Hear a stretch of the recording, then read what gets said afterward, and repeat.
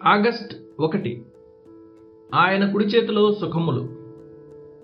దేవుడు ఏ ఆనందాన్ని అనుభవిస్తున్నాడో నీ సంతోషం మరియు సుఖం కూడా సరిగ్గా అదే సారము కలిగినవి.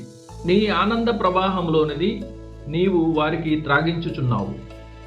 కీర్తన 36:8.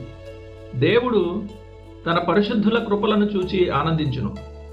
అయితే ఆ కృపలు మరియు రమ్యమైన నీతి కిరణాలు ఏ పరిపూర్ణ పరిశుద్ధత నుండి పంపబడ్డాయో తన సొంత స్వాభావిక పరిశుద్ధతను చూచి ఆయన ఇంకెంతో అత్యధికంగా ఆనందించును.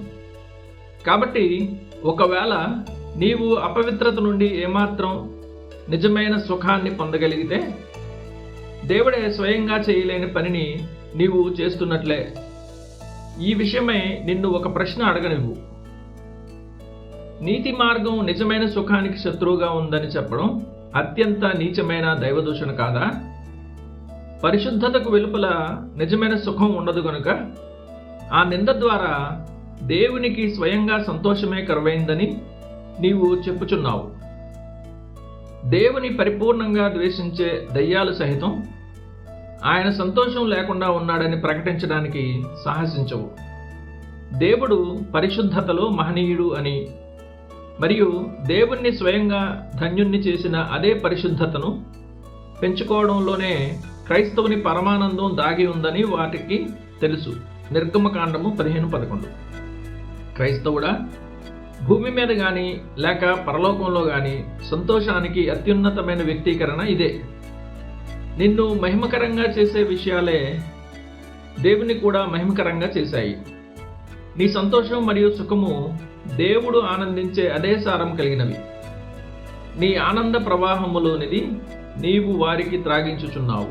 కీర్తన 36:8. ఈ మాటలను గమనించు. నీ ఆనంద ప్రవాహము. దేవుడు తన సొంత సుఖాలను కలిగి ఉన్నాడు. పరిశుద్ధులు వాటిని త్రాగునట్లు ఆయన చేయుచున్నాడు.